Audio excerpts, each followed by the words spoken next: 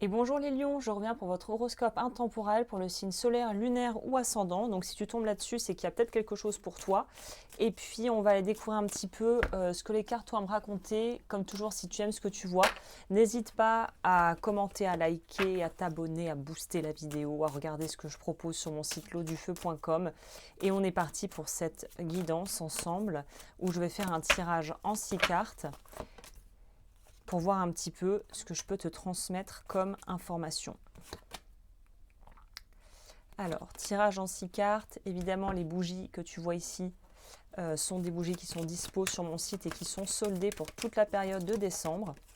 Ok, celle-là, elle voulait tomber là. Et on va voir quelles sont les choses que tu peux travailler aussi durant la période à venir. Alors, on va prendre celle-là. Tac. Je vais commencer par quoi? J'ai ajouté ça, on va prendre ça d'abord. C'est quoi le gros travail? Ouf, chakra du cœur, je m'en doutais un peu. Alors, chakra du cœur, c'est le anatta et ça va parler du vœu karmique de souffrance à révoquer et de la blessure de l'âme de trahison à pouvoir guérir. Donc voilà, peut-être qu'il y a eu des choses qui sont passées au niveau relationnel, sentimental, on va aller voir un peu. Ça, c'est un petit peu la trame de fond, ça va être ce fameux euh, chakra du cœur, où il a peut-être pu se passer voilà, des choses qui se sont produites dans ta vie qui ont eu un effet au niveau humain, j'ai l'impression. L'énergie générale, c'est la tempérance, le roi de bâton. Le roi de bâton, dans le tarot, les bâtons représentent l'élément feu qui régit le signe du lion.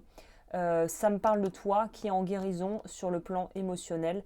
Donc ça confirme bien ce qu'on a eu au départ avec peut-être le vœu karmique de souffrance à révoquer et la blessure de l'âme de trahison qui a peut-être été activée. Moi je propose des séances audio sur mon site que tu peux réécouter à l'infini. Donc si ça t'intéresse, n'hésite pas à les regarder, jeter un coup d'œil. Mais là, on a déjà quand même des infos qui sont relativement limpides par rapport à ce que tu as dû peut-être traverser durant la période qui est de laquelle tu es en train doucement de sortir en fait. Hein.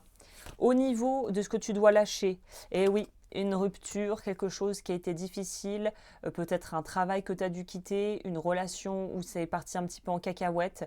Là, on voit que ce qu'il faut lâcher, et c'est, je crois, le plus dur, notamment sur le plan sentimental, mais aussi amitié. On ne parle pas beaucoup des ruptures amicales, mais généralement, c'est quand même celles qui attaquent le plus, qui chamboulent le plus et qui peuvent faire le plus mal, parce que l'amitié se construit, l'amitié a vraiment une autre dimension que le couple et ça peut être très dur de terminer une relation amicale même si on sait qu'il faut le faire en fait. Donc là on voit qu'il y a, et le plus dur ce que je disais, c'est de faire le deuil de ce qui aurait pu être. Je crois que c'est le plus compliqué pour tous les êtres humains que nous sommes, c'est de se dire qu'en fait on va devoir laisser partir quelque chose qui n'est plus d'actualité ou un potentiel qui n'a pas pu germer. Comme une graine qu'on aurait plantée, qu'on aurait choyée, qu'on aurait arrosée, qu'on aurait protégée, mais qui n'a jamais rien donné. Tu vois le truc? On est dans quelque chose comme ça ici. Hein. Ok. On va voir au niveau de ce que tu vas pouvoir accueillir, parce que qui dit quitter quelque chose dit accueillir. L'univers a horreur du vide, donc on va pouvoir attirer à soi autre chose. Donner et recevoir avec l'impératrice, c'est un super combo qui me dit que justement, finalement, je pense que tu as pas perdu grand chose dans le fond, même si pour l'instant peut-être que ça te paraît abyssal et que voilà la perte te paraît vraiment béante. On nous dit ici qu'il y a vraiment la notion de finalement on va pouvoir retrouver tellement plus, on va pouvoir créer tellement mieux, tellement plus grand.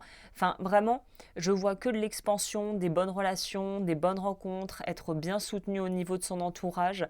Donc quelle qu'ait pu être la difficulté à laquelle tu as été confronté, on voit que tu vas pouvoir rebondir très rapidement parce que tu es quand même relativement bien entouré et que tu es aimé, et je pense aussi que tu as un amour de toi qui te permet de pouvoir tenir, de pouvoir en fait avancer malgré tout ça. Ok, super intéressant. On va voir du coup ce qui a laissé derrière ce qu'on a vu. Et voilà, relations justement. Qu'est-ce qui se passe au niveau des relations? La récompense bien méritée, bah oui.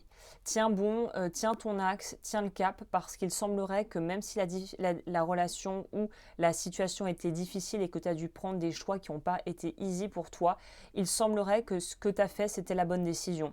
L'option sur laquelle tu es parti était la bonne option.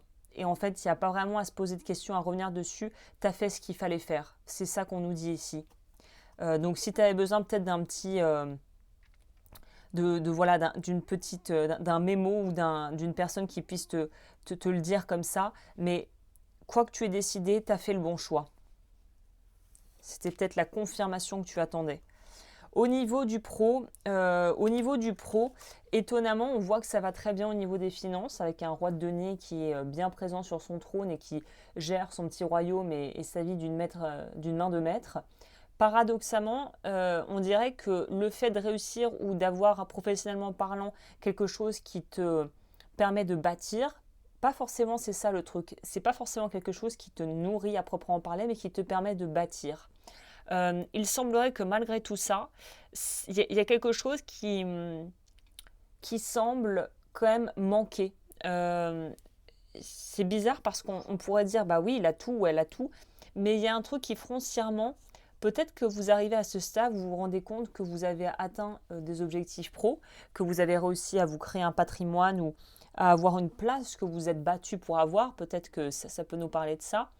Et malgré tout, on se sent un peu seul là-bas sur notre trône, avec personne avec qui partager notre petit denier. Et c'est peut-être ça ici, l'invitation à retourner vers les gens, à sociabiliser et à ne pas hésiter à couper avec les relations ou des situations qui finalement ne te rendaient plus service. Parce que si tu es avec des gens autour de toi mais que tu te sens seul, c'est qu'il y a quelque chose qui n'est pas aligné. C'est que peut-être tes besoins et tes aspirations ont changé et que ce qui a pu t'aider par le passé aujourd'hui n'est plus adapté, tu vois. Et le message des guides dans tout ça, pour te permettre de donner des infos, alors refuser d'ouvrir les yeux et le 5 d'épée. Donc là, c'est la notion de vous sentir. Il y a un truc qui n'est plus aligné, qui n'est plus à sa place. Peut-être que tu te rends compte que tu as d'autres envies maintenant que tu as changé, mais que l'entourage ne change pas forcément. Et ça peut être un petit peu déstabilisant parce que l'entourage, l'environnement, il est ce qu'il a toujours été depuis X temps ou X années. Que tes besoins à toi changent, forcément ça change la dynamique, mais tu n'es plus autant en connexion et autant aligné sur ta vie d'avant. Parce que maintenant tu aspires à autre chose peut-être. Et je pense que c'est un peu cette transition où on a l'impression de se sentir seul, alors que techniquement on voit que vous ne l'êtes pas vraiment, mais où on se sent seul parce que les autres ne nous rejoignent plus là où avant ils nous comprenaient et là où avant ils pouvaient nous soutenir. Donc c'est un peu un processus aussi de s'autonomiser pour se dire, bah ouais, maintenant il faut que j'assume mes nouveaux choix, il faut que j'assume mes nouvelles envies et il ne faut pas que je les réprime et que je les refoule en fait. Alors je suis curieuse de voir ce que la carte conseil va nous donner parce que cet oracle est vraiment très sympathique et nous parle de sujets assez généralement, il cible assez bien.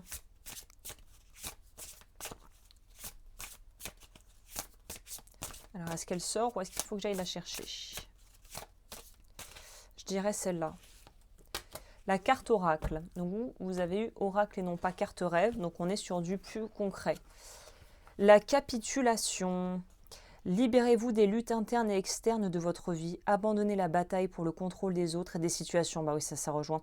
Renoncez à votre besoin d'avoir raison et capitulez face à un pouvoir supérieur. Le pouvoir supérieur, je dirais que c'est la vie, c'est Dieu, c'est l'univers. C'est quelque chose qui te dépasse. Mais en fait, c'est comme ça. Et il faut accepter la transition qui est en train de s'opérer niveau sentimental, j'ai l'impression, et niveau relationnel, de façon plus large. On va voir qu'est-ce que ça nous dit. 46. Acceptez les fluctuations de la vie car vous entrez dans une période de lutte potentielle. Remettez-vous-en à l'univers et cédez face à ce qui est plus grand que vous.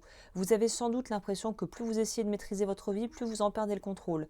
Le temps est venu d'être patient et d'abandonner vos attentes quant à l'avenir. Vous aurez envie de taper du pied et de hurler « ce n'est pas juste » et vous le ferez peut-être. En fin de compte, il vous faudra tout de même accepter les faits. Une fois que vous aurez lâché prise, il sera bien plus facile de vous défaire des systèmes de croyances bornées, des vieilles habitudes et de votre passé sentimental. Le fait de s'en remettre à Dieu consiste à demander au monde invisible de prendre le relais quelque temps et se permettre de simplement exister. Dès que vous abandonnerez la maîtrise de votre ego à une puissance supérieure, la peur de perdre le contrôle diminuera. Votre esprit ne sera plus obligé de réparer tout et tout le monde. Dès lors, la lutte pour garder le contrôle faiblira. Admettez que vous ne pouvez pas toujours maîtriser ou trouver une solution à ce qui vous arrive autour de vous. L'illusion du contrôle vous donne un sentiment de sécurité. Cependant, lorsqu'un événement que vous ne maîtrisez pas se produit, la perte d'un emploi, un pronostic médical préoccupant, un divorce, un décès soudain, vous vous sentez fragile. Acceptez ce revers, consentez à en tirer les leçons, ayez foi en votre capacité à sortir de cet état de peur et de confusion pour en retirer du savoir, de la grâce et de la compassion. Il est temps pour résister un temps, il est un temps pour résister, un temps pour se défendre et un autre pour capituler. Donc on vous dit vraiment de lâcher prise et je sais à quel point ça peut être compliqué, hein. C'est facile de dire ça là de mon côté. Quand on est dans la sauce, comme on dit, c'est autre chose. Mais il semblerait que plus vous essayez de contrôler, de maîtriser, plus vous vous sentez seul. Donc il y a peut-être une autre façon de faire qui pourrait être plus bénéfique et je pense plus douce et plus simple à appréhender que ce que vous vivez aujourd'hui. Voilà. Eh bien écoutez les lions, n'hésitez pas à aller voir ce que je propose au niveau des séances d'audio guidées. Ça pourra peut-être vous aider et soulager certaines de vos inquiétudes. Et puis je vous remercie de votre fidélité comme toujours et je vous dis à très vite pour de nouvelles vidéos.